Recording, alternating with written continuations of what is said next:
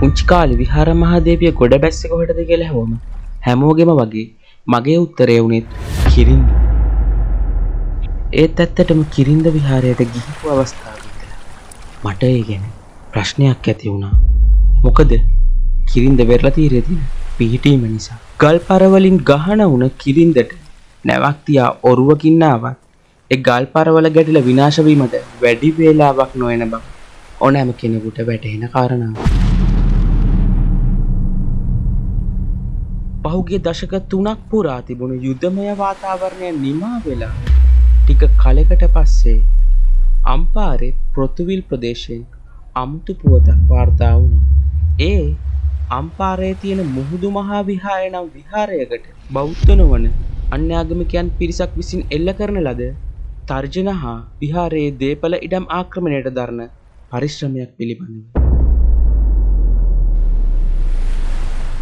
කාලයක් පුරා මේ පුවත පිළිබඳ දිගින් දිගටම තොරතුරු වාර්තා වෙද්දී දැනගන්න ලැබුණා අපි මෙච්චර කාලයක් කිරින්ද කියලා අහලා තිබුණ විහාර මහදේවිය ගොඩබැස ඇති ස්ථානය මේ මුහුදු මහා විහාරයේ ආශ්‍රිත ප්‍රදේශය බවට පුරාවිද්‍යාත්මක වශයෙන් විශාල සාක්ෂි ලැබෙමින් නැති බව. ඒ වගේම පවතින තර්ජන නිසා එම ස්ථානය රැක ගැනීමට අවසානයේ නාවික හමුදාවට නාවික කඳවුරක් පවා පිහිටුවීමට සිදු වූ බව අපිට දැනගන්න ලැබුණා. තත්ත්වය එසේ වෙද්දී ලංකාවේ බටහිර කෙළවරේ සිටි හැරවුමේ අපි තීරණය කළා නැගෙනහිර කෙළවරේ පිහිටි මේ මුහුදු මහා විහාරය සොයාගෙන යන්න.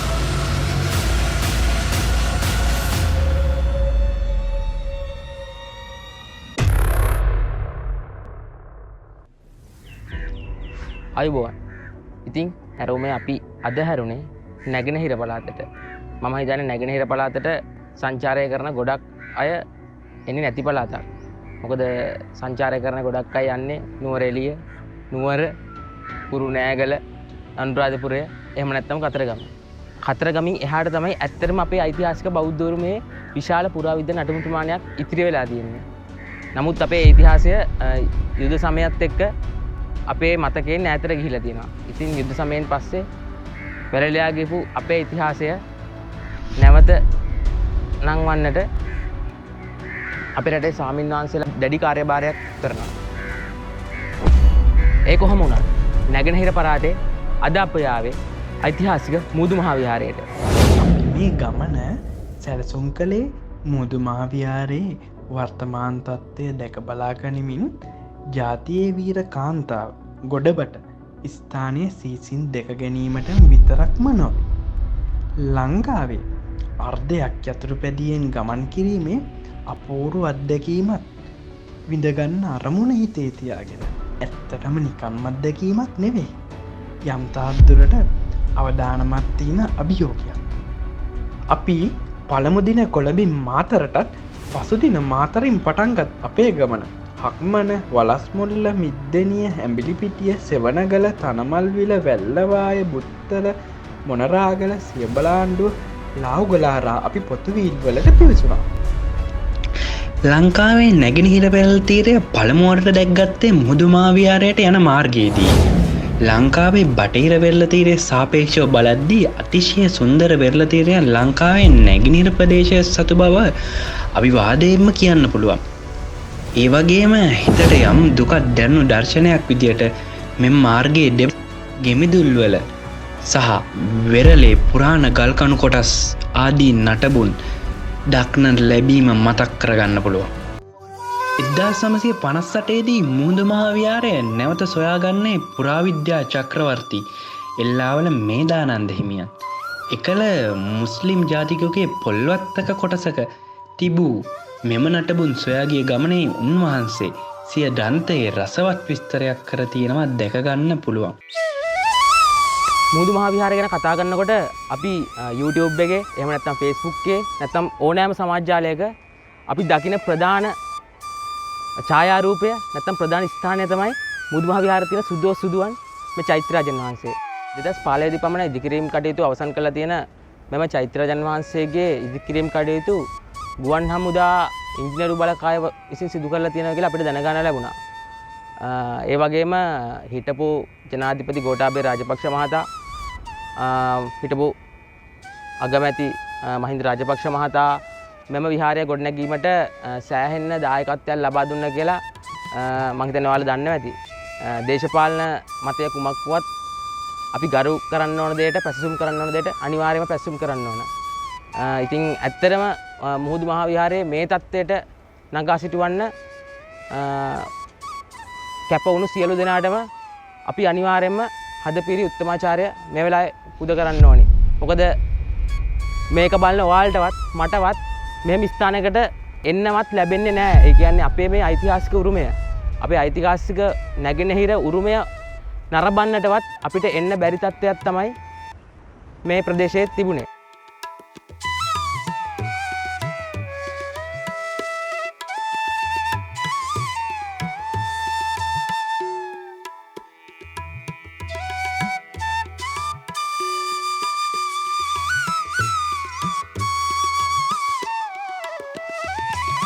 මහාවංශයේ සඳහන්වර පරිදි ඔක්කන්නන් තොලකේ ලංකේ කාකවන්නෝ මහිපති අභිසෙවෙයි තේනාසී විහාරෝප පදවිහය. මෙහි සිංහල පරිවර්තනය තොලක ලංකා විහාරය ගොඩබැට ඇය කාවන්තිස්ස රජු විසින් අභිෂේක කරවන ලදි.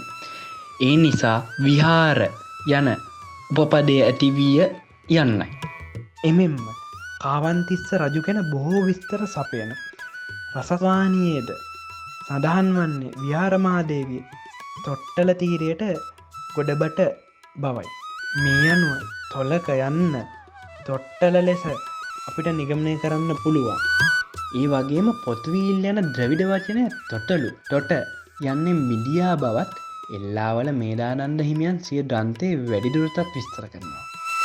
මේ සියලුම කරුණුවලට අනුව අවසානයේ අපිට නිගමනය කර හැකි වන්නේ තොලක තොට්ටල තොටලු යනුවේ විහාරණය වී වර්තමානයේ පොතුවීල් ලෙස විවහාරණය වන බවත් තොලක ලංකා විහාරය යනුවෙන් එකල හඳුන්වා ඇත්තේ පොතුවීල් වෙරළ තීරයේ ඇති මුහුදු මහා විහාරය බවත් විහාරමාදේ මෙම මුහුදු තීරයට ගොඩබට බවත්.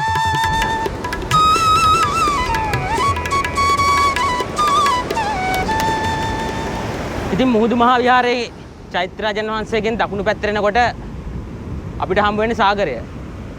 මේ ලංකාවේ නැගෙනහිර වෙරළ තීරය. ඉතින් මුහුදු මහා විහාරයේ ඉතිහාසය ගැන කතා කරනකොට අපිට දැනගන්න ලැබෙනවා මුහුදු මහා විහාරයේ පුරාණ නටබුන් මේ නැගෙනහිර සාගරයේ සැඟවිලා ඇති බව ජනප්‍රවාදයේ සඳහන් වෙනවා. දැනට මං හිතන්නේ සමහර දීවරයන්ට නාවික කටයුතු කිරීමේදී යම් සාක්ෂි ලැබිලා තියෙනවා කියලා අපිට දැනගන්න ලැබුණා. ලංකාවේ නැගෙනහිර ප්‍රදේශය ගැන කතා කරනකොට ලංකාවේ බෞද්ධ ඉතිහාසයේ විශාල පුරා විද්‍යාත්මක සාක්ෂි පුරා විද්‍යා ස්ථාන බොහොමයක් සැඟවිලා තියෙන ප්‍රදේශයක් තමයි නැගෙනහිර ප්‍රදේශය. අවාසනාවකට රටේ යම් ප්‍රශ්න යුද්ධ කාලය ඊළඟට ඔය ජාතිවාදී ප්‍රශ්න නිසා සිංහල බෞද්ධ උරුමය රැකගැනීමේ වැඩි අභියෝගයකට මුහුණ දෙනවා තියෙනවා. ඉතින් මම සංචාරය කරන සංචාරයට කැමති ඔයාලා හැමෝගෙම ආදරෙන් ඉල්ලා සිටිනවා මේ නැගෙනහිර පළාතට එන්න. ඇවිල්ලා මේ අපේ ඓතිහාසික උරුමය දැක බලා ගන්න. මොකද අපි ජාතිවාදය නෑ කියලා කොළඹදී කිව්වට ඇත්තටම මෙහෙට ඇවිල්ලා බලන්න ඕන ජාතිවාදය තියෙනවද නැද්ද කියලා. මම මේ ජාතිවාදය අවිස්සන කතාවක් කියනව නෙමෙයි. ඇත්තටම මුහුදු මහා විහාරයේ ප්‍රශ්න ගැන කතා කරනකොට අපිට දැනගන්න හැකි වුණු තවත් කාරණයක් තමයි මේ මුහුදු මහා විහාරයේ ප්‍රශ්නය කියන්නේ මේ ඇත්තටම මේ අපේ භාෂාවෙන් කියනවා මේ තුවාලේ හංගන්නගේ තුවාලය වගේ දේශපාලකයෝ මේ කලින් කලට උඩට යටට දාන ප්‍රශ්නයක් වෙලා තියෙනවා. ඇත්තටම ඔබ දන්නේ නැති කලින් ආණ්ඩුවලට සම්බන්ධ ප්‍රධාන දේශපාලකයෝ පවා මෙතෙන්ට ආව ගියා කියලා. ඒ ඡන්දේ කාලෙට ගමටන දේශපාලකයෝ යම් පොරොන්දු දෙනවා වගේම තමයි මේ මුහුදු මහා විහාරයේ ඇතුළත තියෙන ප්‍රශ්නයත්. ඇත්තටම මේ මොකද මේ ප්‍රශ්න තාමත් මෙතනමයි. නඩු මෙතනමයි. සමාජ මාධ්‍ය පරිශීලනය කළා දන්නවා ඇති මේ සිංහල දේශපාලකයෝ තමන්ගේ සිංහල ජාතියට තවත් ජාතියක් ගැන වෛරය වපුරවලා ඡන්ද ලබා ගන්නවා වගේම අන්‍ය ජාතික දේශපාලකයෝ ඒ ජාතියට අනිත් ජාතින් දෙන වෛරය වපුරලා ඡන්ද ලබා ගන්නවා. මේ මුහුදු මහා විහාරයේ ප්‍රශ්නයත් අන්නේ ඒ වගේම සම්බන්ධ කාරණයක්. මොකද මේ වෙනකොට අනවසර පවුල් පදිංචි වෙලා තියෙනවා මේ විහාරයට අයිති භූමිය තුල. එතකොට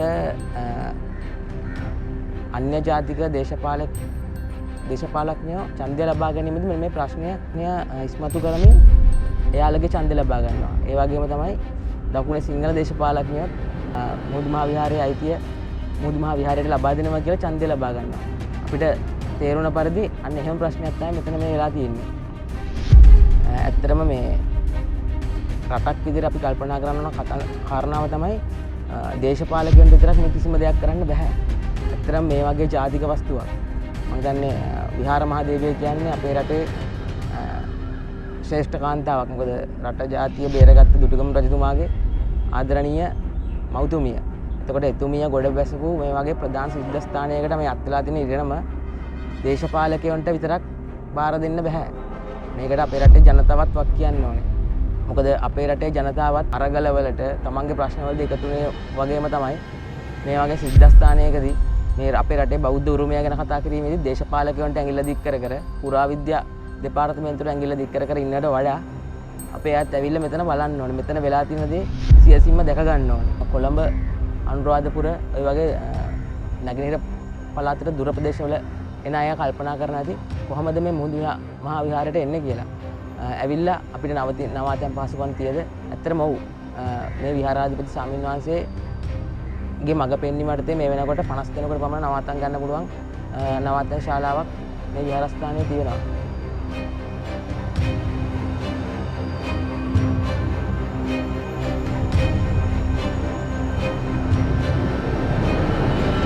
සිංහලයේ ශ්‍රේෂ්ඨ ශිෂ්ටාචාරයට නටබුන් ඉතිරි වී ඇති මුහුදු මහා විහාරයෙන් හැරවුමේ අපි මෙලෙස සමුගන්නේ මෙවැනි ස්ථානයක් රැක ගැනීමෙන් ජාතික හා ආගමික වගකීම ඔබට මතක්.